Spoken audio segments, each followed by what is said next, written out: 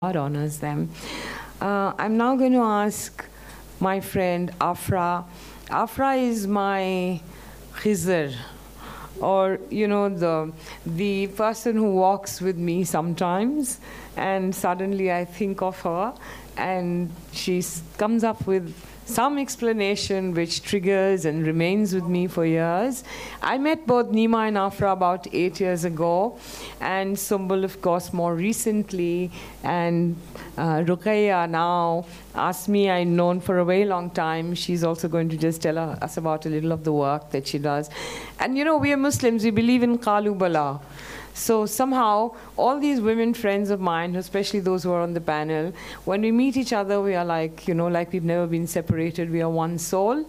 And we recognize each other from the Alami Arwa, because that's how the only, that's where we recognize when God got all the souls together and asked them, who is your creator? And they testified, you indeed, Qalu Bala, Beshak. हमने गवाही दी कि तू ही हमारा रब है. So I think there's a very strong connection. I feel that with my dearest Afra, who I love so deeply. I love Nima, everybody here, all the women here. So I'm going to ask Afra, who's from Syria. She's based in Canada, and she works with also with bringing about peace in the Syrian context. Lectures. She's a great admirer of Gandhi, and who has also inspired her, along with other great leaders and prophets. And she just has this amazing, amazing knowledge of Islamic traditions and brings to it a beautiful understanding. Afra, India awaits you. The hall awaits you.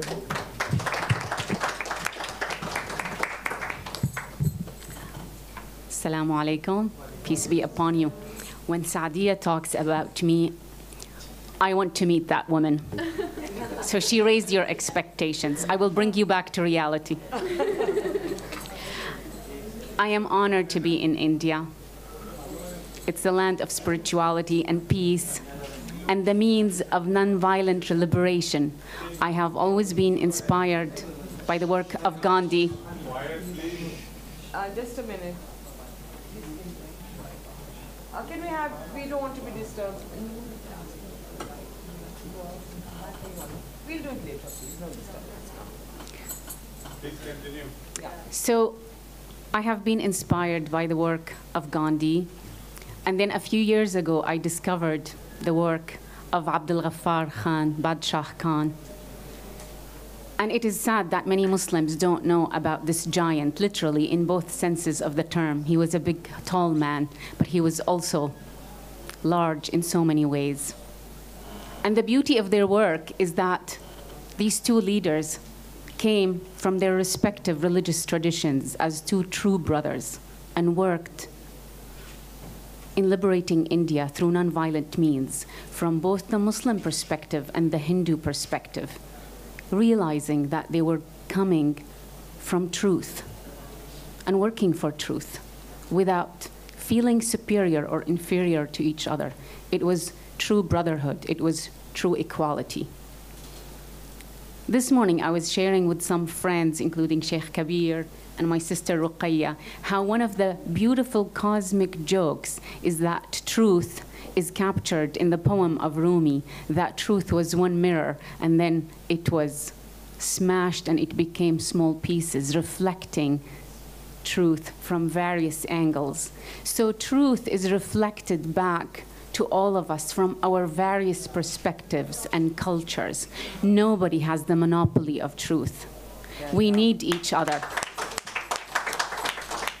And that's the beauty of India. You have so many communities working together, and you have the largest functioning democracy in the world with so many languages and so many ethnicities. It inspires all of us. Do not underestimate the legacy you can share with the rest of the world.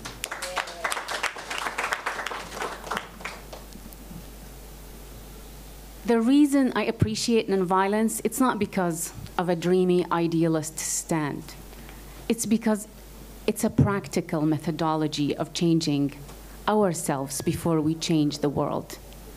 Because it's about transforming our attitude before we transform the attitude of others. It's the paradigm shift of humanity. My specialty in my area of research is Quranic hermeneutics, which is a big academic word to say the art and science of interpretation. And I would like to take you through the landscape of some passages in the Quran that capture this shift from the model of coercion to the model of non-coercion. One of the opening scenes in the Quran about creation is the announcement of God to the angels. God says, "Inni ja'ilun fil ardi khalifa." I shall place upon the earth a khalifa, a deputy, a divine representative. The angels panic. قالوا أتجعل فيها من يفسد فيها ويسفك الدماء ونحن نسبح بحمد ربك ونقدس لك. They said, are you going to place upon it those who shall spread corruption and spill blood while we hold your glory and recite your names? And the answer is very interesting. It's not yes or no. God says, إِنِّي أَعْلَمُ مَا لَا تَعْلَمُونَ. I know that which you know not. It's possibility. It's a sense of possibility. We could go this way or that way. But also when you think about it, it's an answer to the angels' worst expectations of our species, to which we are witness. And yet, the answer to that is stretching the horizon to a new possibility, God's knowing within ourselves. We have not achieved that divine knowing in ending corruption and spilling blood. We are still fulfilling the worst expectations of the angels. That story encapsulates the malaise of humanity, the challenge, which is domination resulting in bloodshed. Bloodshed is always connected to hierarchies and to injustice and to corruption and to stealing, which is why the longest running story throughout the Quranic landscape and the repetitive story is the modality of Pharaoh and the encounter of Moses, bringing a different alternative, a different paradigm. At the beginning of Surah Al-Qasas, which revolves around the model of Pharaoh, we are told, إِنَّ فِرْعَوْنَ عَلَى فِي الْأَرْضِ وجعل أهلها شيعا يستضعف طائفة منهم يذبح أبناءهم ويستحيي نساءهم إنه كان من المفسدين. That term, fasad, which the angels used, is used here to describe the modality of Pharaoh. And what is he doing? He has elevated himself in the land, we are told, and made its people into sects and various groups, oppressing some of them, slaughtering their children and violating women. It is fascinating when we are reading this passage in the Quran that domination and hierarchy are directly connected to war and gender inequality. Gender comes as a distinct dimension in passages about war and injustice in the Quran. And immediately it is followed by what God wants on earth. It reads, وَنُرِيدُ أَن نَمُنَّ عَلَى الَّذِينَ اسْتُضْعِفُوا فِي الْأَرْضِ وَنَجْعَلَهُمْ أَئِمَّةً وَنَجْعَلَهُمُ الْوَارِثِينَ.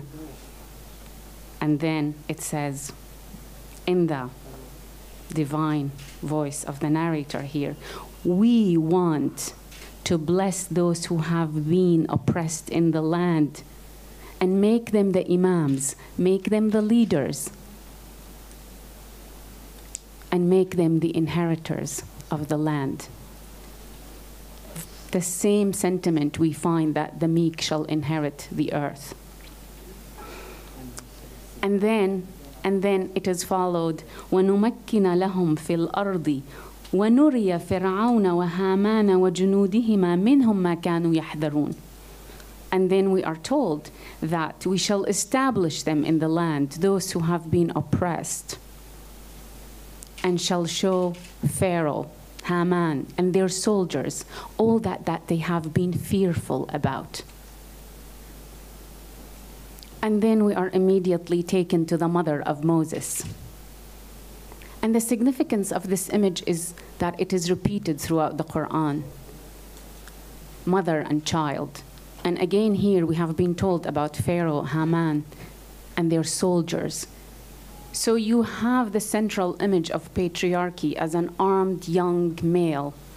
And then the image you see in the religious paradigm, in contrast to that patriarchal military paradigm, a mother and a child, Moses and the child. And immediately it is followed by the story of even the Pharaoh's wife who wants to take Moses to adopt him. So even within the structures of power, women are gentle and compassionate and want to help. And then we are told, after a few verses, that فرعون وهامان وجنودهما كانوا خاطئين. Basic statement. Pharaoh, Haman, and their soldiers were wrong, period. The Quran doesn't compromise. It presents the male-dominated military patriarchal paradigm as simply wrong. And this is running throughout the Quranic landscape. We see similar stories. I will go to one of the last revelations that deal with this issue of wanting to enforce what we want through the use of coercion. I'm going back to the story of creation, because after the story of creation, and we are told about Adam, we are told about his two sons, symbolically the first conflict of humanity, which is also mentioned in other religious texts in the Torah as well. But the interesting thing in the Quran is that the story zooms into the dialogue that takes place between the two brothers. They capture our two possibilities of how we do things. Wow. They're a blueprint of how we resolve our problems. Two brothers give an offering to God. One brother, his offering is accepted. The other brother, his offering is not accepted. The one who has lost the competition wants to kill his brother. We are shown here in the Quran that those who resort to killing are the ones who are already failed. Wow. Subhanallah. Wow.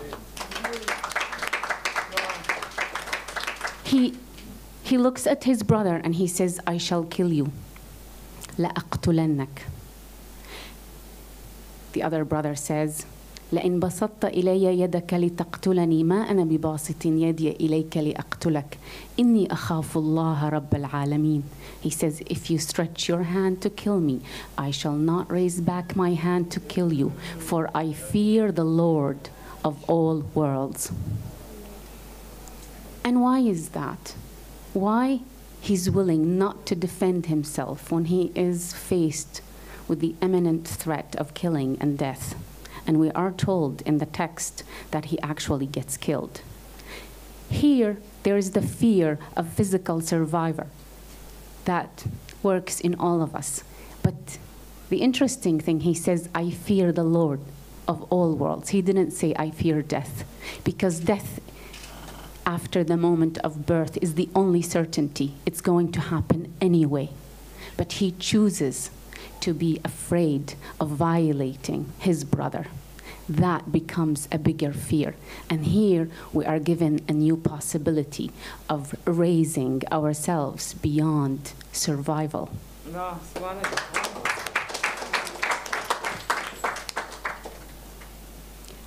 And the interesting thing in the Quran, it is the one who gets killed that wins this battle. Because we are told after he kills his brother, that the one who killed the brother is filled with regret. He converts to the way of his brother. So even though the other died, he has already converted his brother to his way. He has won. And that is what we find captured also in the work of Gandhi. when he was not afraid of dying, but he was afraid of harming others. Do no harm. And he taught us that. I remember as a kid being somewhat bothered when he said, we don't resist the British because they are British. The British are our brothers. And what is the use of having an Indian who will oppress me just because he's Indian? He wanted to end injustice, not fight somebody else because they are different. Yes.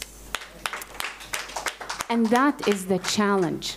It's not about our religious identities or national identities, but rather to go to the other side, to the other way of solving our problems, where we see our common humanity, where I look into you and I see a sister, where I look into you and I see a brother, when I'm afraid of violating you.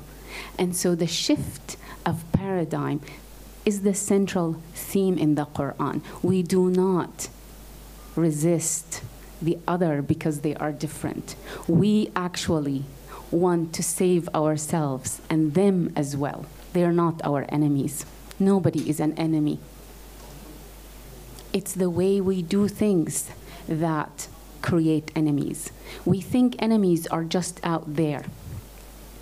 But animosity is created, is structured, and is sustained. And we have to look into the ways we do that through our discourses, through our practices. And that is why the Quran focuses on the model of Pharaoh and how we are told that he creates sects and various groups, because that is what animosity discourses focus on, our differences rather than what brings us together. When I travel around the world, I see people who are concerned about their children's well-being, about education, about work, about security, about economic well-being, everywhere in the world, from Canada to Syria, now in India, Malaysia, North Africa. People ask me, why are you optimistic? And I say, because of what I see everywhere I go. I see brothers and sisters who want the same thing. I see that which God saw in us, the other possibility of raising above the need to do harm and to do good. Recently, I was giving a lecture on Syria in the United States, and the American students towards the end asked me, how come you are so optimistic? And I looked into their faces and I said, because of you. Look at all of you who came to hear about Syria, and look at your questions. You are so concerned. And I said, if you actually look at those who are running the world, they could probably fit in an airplane. But all of us, the rest of us, we are billions who don't want war, who want our children to have good lives, and we have so much power, and we need to see that. And all our religious traditions are based in that.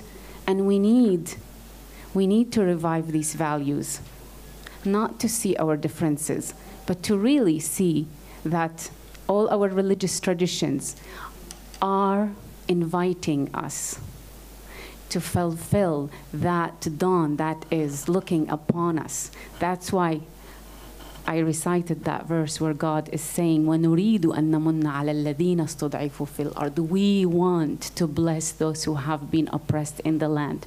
God wants that. When are we going to want it? It's already there in the universe. It's just a matter that on our side to align to that divine will. And so I'm really honored to be here in India with a country that has such ethnic, religious, linguistic diversity. And as I said, you have a legacy to share to a world that's becoming increasingly cosmopolitan. You have actually won the race, and India has been that way for thousands of years. The rest of the world is just catching up. And I'm very happy to be discussing nonviolence in India, because it is really a place that has shown us not nonviolence in an ideal way, but as a practical way. And also, despite the wars that are happening, I would like to end on a positive note. Violence is decreasing in the world, everywhere, whether in crime in cities, whether in domestic violence, whether in wars. It is the most peaceful age so far. It is quite amazing, actually, to see the decline, even exponentially, of violence. Something is happening. Sociologists, psychologists, anthropologists are trying to understand this phenomena. They don't always capture it. They have various ways. But I see it as something as reflective of the other brother who is awakening in us, the one who said, I will not stretch back my hand to kill you, for I fear the Lord of all worlds. And the rise in environmental consciousness represents that alignment to the world, to the Lord of all worlds, not the Lord of human beings, but the God of the Amazon forest, the God of all the species that are threatened. We are the Khalifa here. We are the divine representative.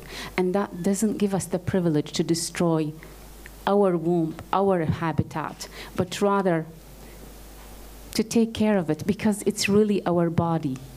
We are mobile creatures. But this is one organism. One biologist once said that the bee and the flower may appear separate if you look at it in a technical manner, but it is one organism. There are no flowers without bees and no bees without flowers. There is no earth, actually, without all the creatures that are part of the cycle of life. And we cannot be humans without the earth. This is our home. So we are not just asked to take care of each other, we are also asked to take care of our body, because planet Earth is our body. So the rise in environmental consciousness, the rise in the human rights discourse, the decreasing of violence, the ending of war in so many countries, the coming of women into power positions, all that are manifestations of our spiritual evolution. Sometimes, in a limited manner, people who belong to religious traditions think of their scriptures and their traditions as having ended a long time ago. But God's revelation is constantly unfolding, and we are its conduits. When God says, وَنُرِيدُ أَن نَمُنَّ عَلَى الَّذِينَ اسْتُضْعِفُوا فِي الْأَرْضِ, when God says, we want to bless those who have been oppressed in the land, we are being invited to be part of a project. We are called upon. And are we going to respond to that? That is a question that I place to all of you. Thank you. Thank you, Afra, for that wonderful